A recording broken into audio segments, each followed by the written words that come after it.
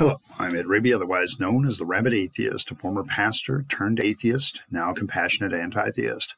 Welcome to my channel. Feel free to like or dislike the video as you see fit, so feel free to hit those buttons. Feel free to comment below, and I would appreciate it if you would subscribe to the channel and hit your notification bell for more content as it is released. You're also free to share my videos as much as you like. The purpose of this channel is educational in regards to deconversion and atheist issues, mostly in relationship to politics, philosophy, Bible, or theology. Today I want to deal with a more sensitive issue of being an atheist and looking at the future. And basically, this was brought on by a comment by one of my subscribers, Joyce. You know who you are there, girl. Who was commenting about how Mother's Day is very hard for her because she has to grieve through it and as a mother. And this kind of set off a whole chain of thought for me when it comes to deconversion issues. And I'm going to try to be very sensitive and focused on the point, but I have a really deep empathy for people, and I often have to shut it off or ignore it in order to get through things. But it gets very hard sometimes to ignore empathy. Now, a lot of people look at atheists and say there's no reason to have any feelings. There's no reason to have grief. There's no, what difference does it make to you? What philosophy of life can you have? Of course, I'll tell you straight, somebody says I don't have any morality as an atheist, I'm just going to accuse them of ad hominem and they're just being jerks. That's just simply not true. We just happen to debate morality a lot more, and we look at it more from a sense of what is real and what is practical than appeasing some spooky father figure that doesn't, give a shit. And when it comes to these subjects of life and death and grief, the theist actually doesn't have the better answers. See, my problem over the years, as I deconverted in particular, it was the simple question of death. If you know my history, as a pastor for many years, I lost track of the number of people that, I know it sounds weird, but the number of people that I held their hands as they were dying, or I had to give them a hug because they were grieving. Being a pastor, this is probably one of the few times that being a human being is far more essential than anything you can say. There is no magic silver bullet phrase that just takes away grief. It just doesn't exist. And so when you deal with life, death, and grief issues, the real problem as an atheist, a lot of people assume, is that you don't have a really good viewpoint on these issues. And I personally, I've done other videos where I've talked about, no, I don't want to live forever. And I've talked about, I think that this gives me greater life and things. But when it comes to death and grief, I think atheism offers a lot more comfort. I know this is a hard sell because a lot of people think, oh, but you want to be comforted in the fact that you'll see this person again. I'm not so sure, because there's some times that I wonder about that. I remember when I realized I was an atheist, and it was my custom, and my mother as well, to go to Dad's grave. Now, my father has been dead for 26 years. I kind of realized that this was kind of the halfway year for me. I just turned 52. My father died when I was 26. Now, if you do the math, that means I've spent now half my life with him and half my life without him. And next year it'll cross a threshold where I've been more without my father than with him. I still grieve, but I grieve very differently as an atheist. I grieve because in retrospect, in looking at it retrospectively, I would have lived a life a little bit differently had I realized that there wasn't a God back then. I would much more have cherished the times that I had with my father, because I realized those times might be the last time. This really changes your attitude about life, being an atheist, when you know that this is the only life that you have and this is what you got, okay? You really begin to realize how important everything is. It's not an easy road to hoe. It's not something that is sellable. A lot of, I agree that atheism is a hard sell because you don't offer any hope. What you offer is intellectual honesty. What you offer is rationality. What you offer is truth, real truth with a small t. And you get rid of the big truth and you get rid of the pie in the sky nonsense that says you're going to live past death. And you say, no, that's just not going to happen. And so the life that you have becomes a very precious thing. And it helps with living life. I want to talk about living life as an atheist. I've gotten more joy out of things. When I hold my grandson, I realize I could get hit by a truck tomorrow, and that may be the very last time that I get to hold my grandson, who is just a few months old. And when you realize that and you are holding that child in your hands, you watch every smile, you watch every giggle. When the eyes light up and they look you in the eye, you take those moments and you count them as precious. If you think you can get all that back later after death, you don't really do that, do you? You always think you got more time when you have a life after death belief system. But when you're an atheist, you don't have that.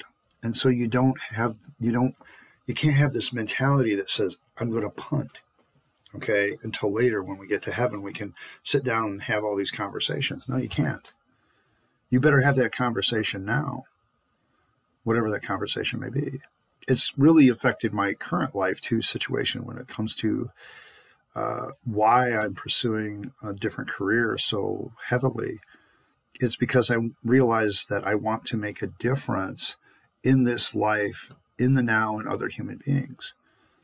I am an instructor, an educator at heart, and I want to pass on what I've learned to others. It's part of the reason I did this channel, was to educate people on atheist and deconversion issues in particular.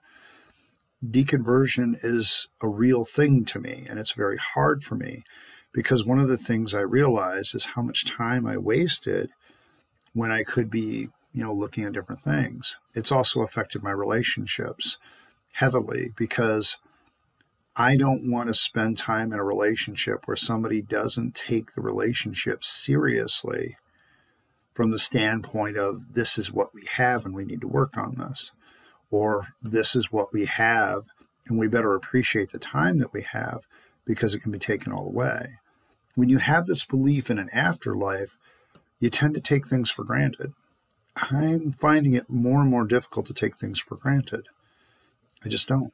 I appreciated, recently at Mother's Day, on Monday, we sat down. That's why I didn't have a video on Monday, but most of my family was there and we talked and we spent time together and I hugged, 4 out of my 6 grandchildren and I, got to hold my young infant grandson and I got to watch with wonder and joy as all these kids do wonderful things. And I got to talk to my son and daughter and my mother and just sit back and enjoy the moment. Now, don't get me wrong, this is stressful for me as somebody who's empathic and introverted, but it also is something that's precious to me when it happens and when I can deal with it. And I appreciated it so much. I loved it so much. Getting to sit next to my son and get to hug my daughter. These become more than moments when you realize this is all you get. That this is the spice of life. This is the goodness of life. But it also comes crashing to an end. And when we talk about death as an atheist, I look forward to it sometimes because it means that some of my suffering will end. I still bear the scars on my heart, my mind from things that happened. I still have things that didn't go well in this life, and death becomes a release from thinking about them. But at the same time, it's not an easy sell either. It's hard to sell the fact that, this is what you get, and when you're gone, you're gone. Because people don't want that. They want a comforting lie rather than the truth. And this becomes a real difficult issue for me because when I deal with the subject of grief, having lost my own father, having done funerals for people that were way too young, including for children. I absolutely understand why somebody would look at God and say, you know, either it's completely bullshit or God's a piece of shit, one or the other. You have two choices. Either it's bullshit or if God exists, he's a piece of shit. I used to hear the thing, oh, well, God wanted this precious flower and wanted to take it away and take it up to be with him. He was so, and it's like, boy, what a dick.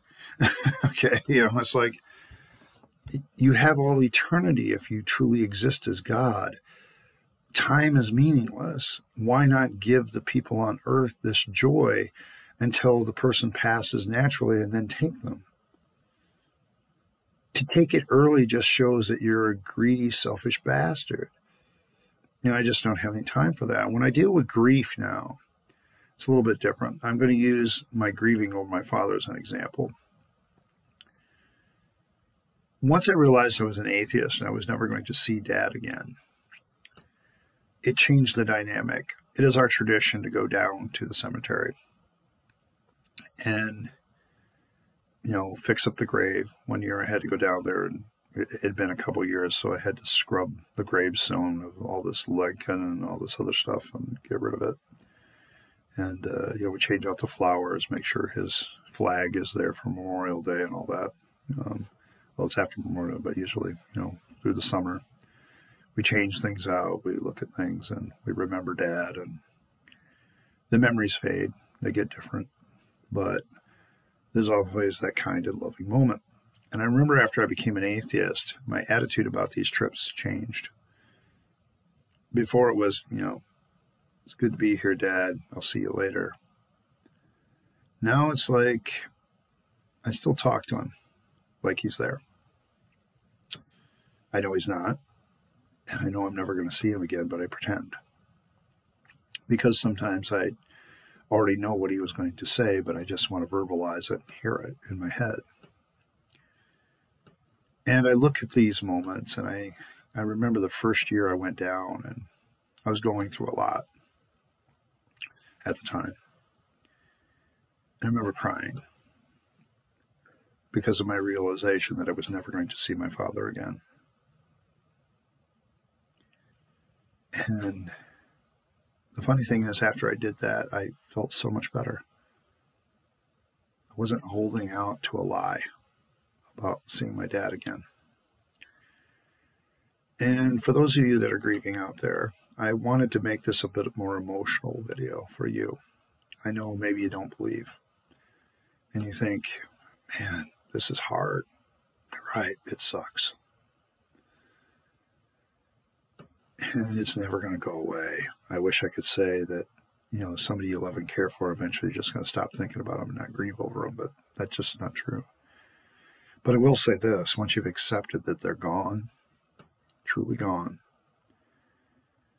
it makes it easier to process, and it makes it easier for you to go on and realize, you know, this life thing is pretty precious. Probably should live it and live it fully.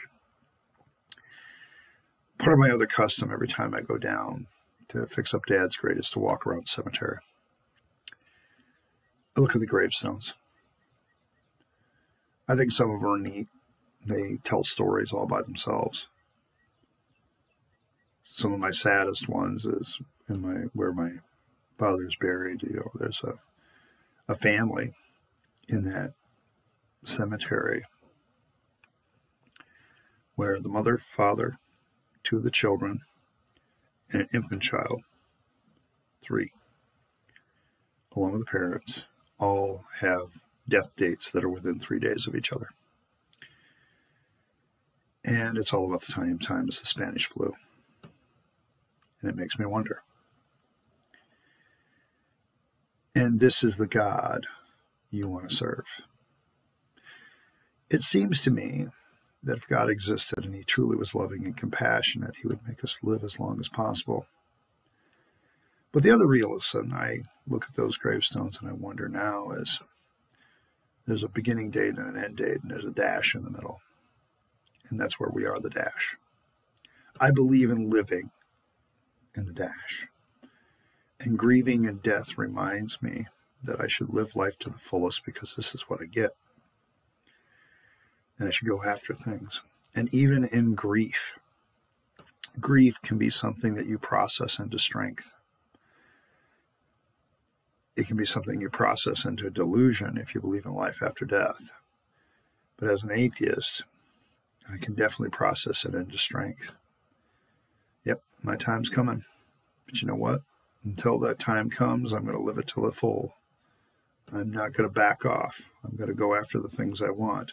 I'm going to have the relationships that I want. I'm going to try to build them. I'm going to try to find them. Relationships that are based on good, solid character and virtues, and not just accepting something because accepting is easier until we get to heaven. No, I'm not going to just accept things anymore. I want better because this is all I get, and I want to make sure it's the best.